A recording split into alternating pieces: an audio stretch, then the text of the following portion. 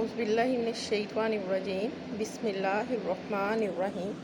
السلام علیکم بیٹا، آج سائیکالوجی 4th ایئر کی کلاس میں ہم نفسیاتی پیمائش کے چیپٹر میں نفسیاتی آزمائش کی خصوصیت نمبر 4 یعنی معقولیت ویلیڈیٹی کے بارے میں پڑھیں گے۔ ویلیڈیٹی جو ہے یہ نفسیاتی آزمائش کی چوتھی اور لازمی خصوصیت ہے۔ آزمائش کی معقولیت سے مراد آزمائش کا اپنے مقصد کی پیمائش کرنا ہے۔ whether the test measures what it purpose to be measured۔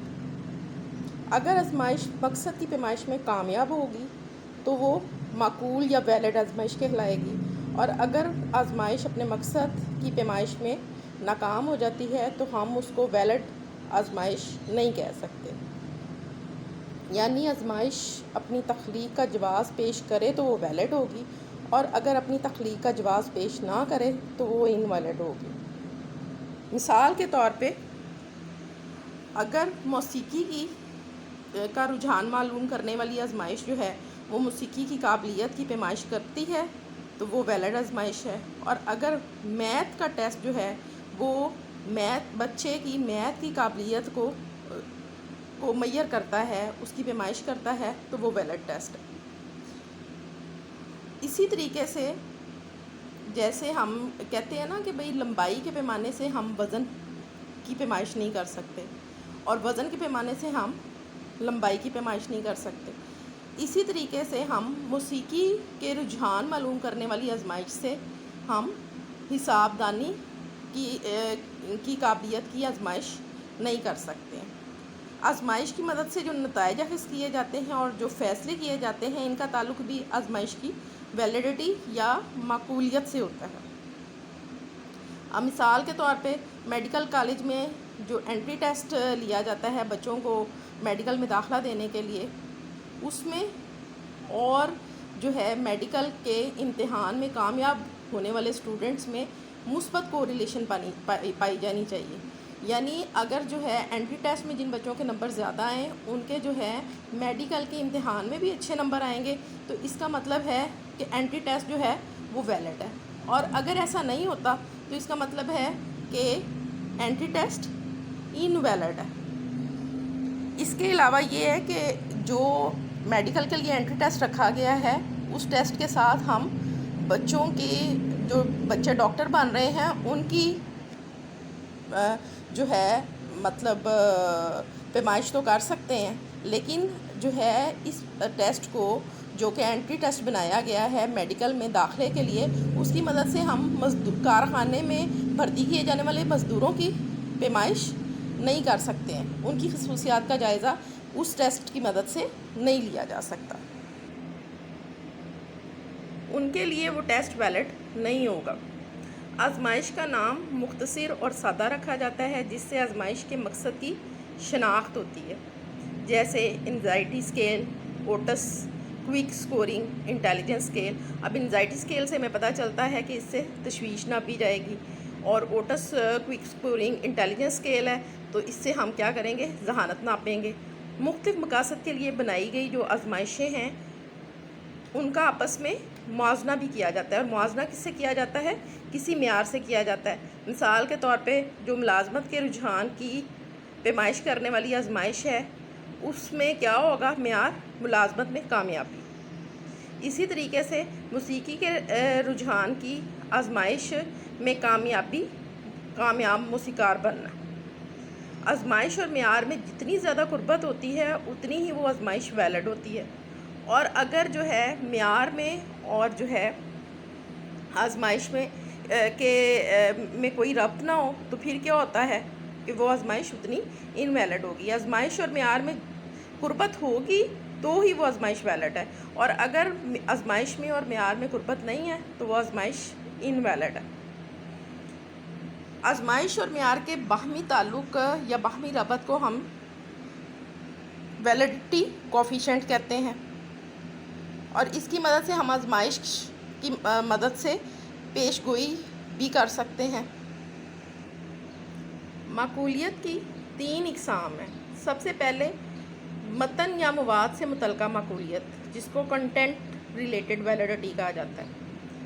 اس اس میں کیا ہوتا ہے کہ متن یا مواد کا مکمل طور پہ جائزہ لیا جاتا ہے جس پر آزمائش مبنی ہوتی ہے. وہ تمام مواد جس پہ آزمائش مبنی ہوتی ہے اس کا جائزہ لیا جاتا ہے. مثال کے طور پہ اگر ہم تحصیل سے متعلق آزمائش بنا رہے ہیں تو جس مضمون کی تحصیل کا جائزہ لینا ہے اس کے متعلق سوالات اس میں شامل کیے جائیں گے اور ان کا تفصیلی جائزہ لیا جائے گا.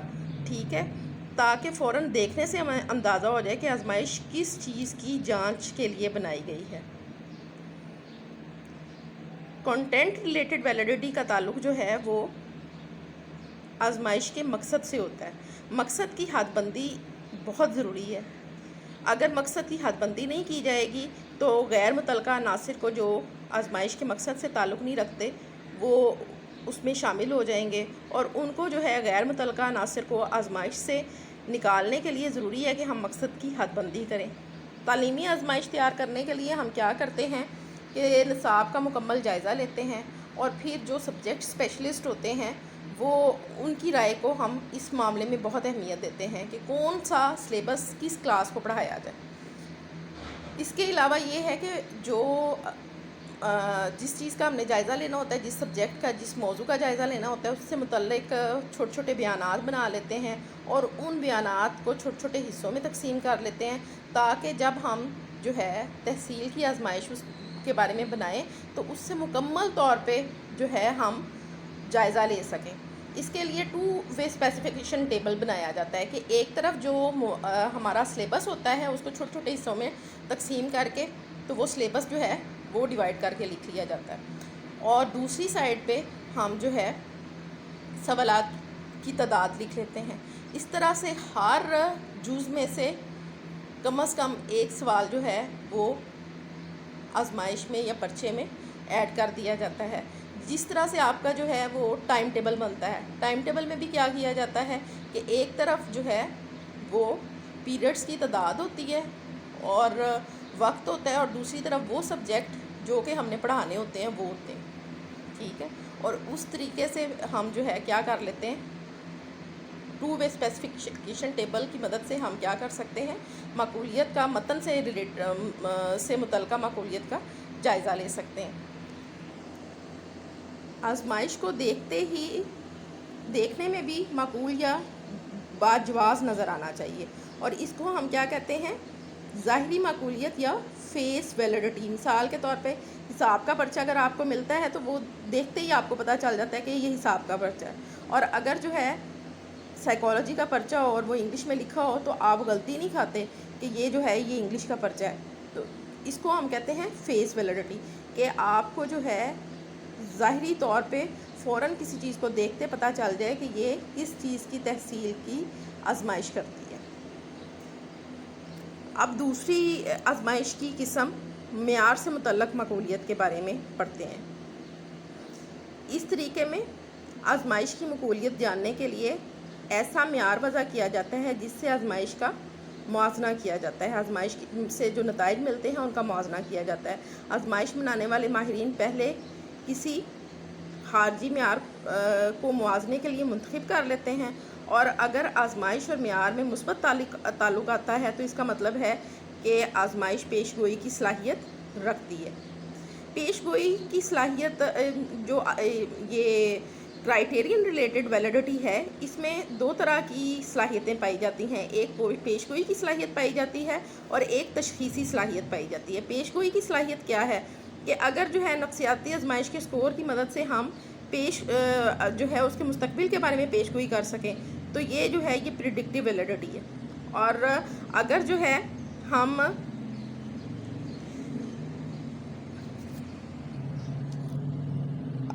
فرد کی موجودہ کیفیت کی تشخیص یا اسیسمنٹ کریں تو اس کو جو ہے ہم کیا کہتے ہیں کانکرنٹ ویلیڈیٹی کہتے ہیں.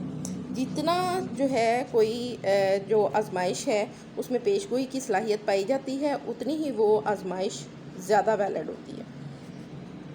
مثال کے طور پہ اگر افسردگی کی آزمائش کو میئر کرنے کے لیے آزمائش، ڈپریشن کو میئر کرنے کے لیے آزمائش بنائی گئی ہے تو اگر اس کی مدد سے ہم یہ جان سکیں کہ جو اس کا سکور یہ ہمیں بتائے کہ جو فرد ہے وہ مستقبل قریب میں کیا ہو جائے گا؟ ڈپریشن کا مریض بن جائے گا. تو یہ اس کی کیا ہوگی؟ Predictive validity. اور اگر یہ بتائے کہ فرد جو ہے وہ ڈپریشن کا مریض ہے تو یہ اس کی کیا ہے؟ Concurrent validity. ٹھیک ہے.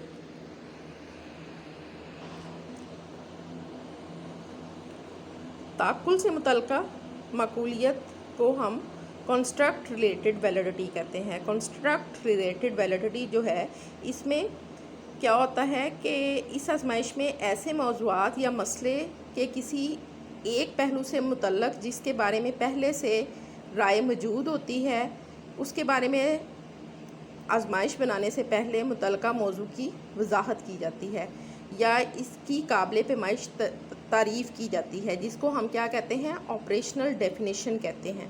اور اس عمل کو ہم کیا کہتے ہیں؟ کنسٹرکٹ ویلیڈیٹی کہتے ہیں. کسی بھی کنسیپٹ یا کسی بھی تعقل کو جاننے کے لیے قابل پیمائش تعریف وضع کرنا جو ہے وہ کنسٹرکٹ ویلیڈیٹی کہلاتا ہے. مثال کے طور پہ ذہانت کی مختلف تعریفیں ہیں اور ہر ذہانت کی جو آزمائش ہے وہ مختلف تعریفوں کو مد نظر رکھ کے بنائی گئی ہے. اسی وجہ سے سائمن بینے کا جو ذہانتی اسکیل ہے اور جو ویسلر کا ذہانتی اسکیل ہے دونوں ذہانت کی جانچ کرتے ہیں لیکن دونوں کی تعریفیں ڈیفرنٹ ہیں جس کی وجہ سے ذہانت کو جانچنے کے لیے ان کی آزمائشیں بھی ڈیفرنٹ ہیں، مختلف ہیں ایک دوسرے سے.